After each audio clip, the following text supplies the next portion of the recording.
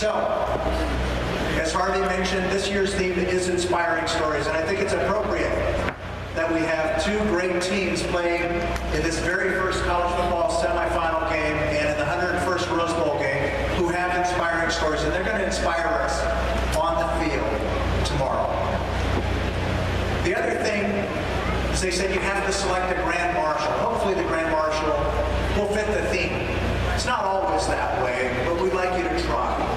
Colorado Boulevard as our Grand Marshal. On July 2nd, unfortunately, at the age of 97, Louis passed away. First question I was asked from the media after their expressions of condolences was, who's going to be your next Grand Marshal? I said, there is none. Louis is the embodiment of inspiring stories.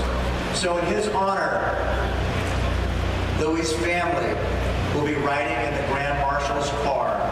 So will you please welcome up with me Louis' son, Luke Zamperini. Thank you so very much. What an honor and a pleasure it is for my family and myself to be here to represent our father as the Grand Marshal of this year's Tournament of Roses.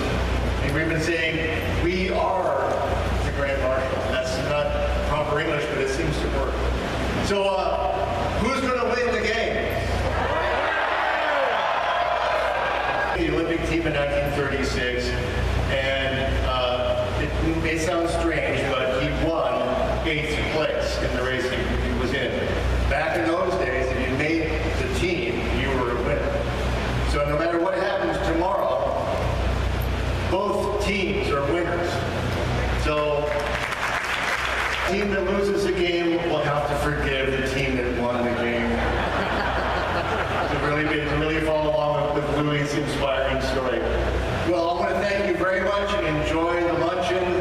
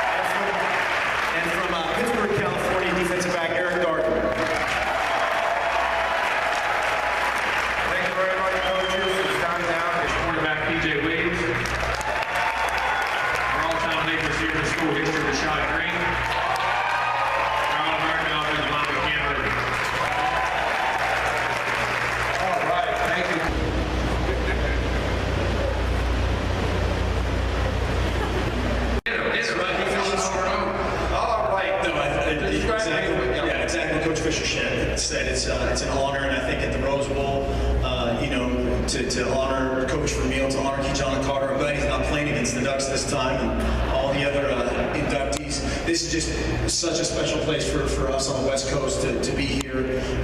The treatment that we get from Rich and his entire volunteer army has been incredible.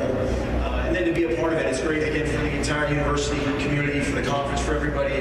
Of you watch every other bowl game, and it's basically an infomercial for Oregon and for Florida State in every other bowl game. So the value of that leads to the greatest University of Oregon that we've ever had.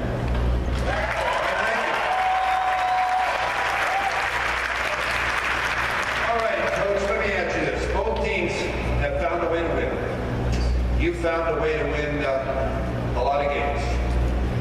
What do you contribute that's behind the scene of your team to be able to come back like it has time after time after time? I think it's very simple. I think it's the love, trust, and belief they have in each other. I don't think you can play that hard or overcome that many situations if you don't love the guy beside you. If you don't care for what he thinks about you and your responsibility to him as a person. And if he gets down to that, you look that guy in the eye, and he looks you in the eye, you say, we got to overcome this. They don't panic and they move on. But it really gets down to the trust, love, and belief they have in each other. And at the University of Oregon, especially this year. Well, again, it's going to be boring, but I agree 100% with Coach Fisher. It's all about people. It's all about people.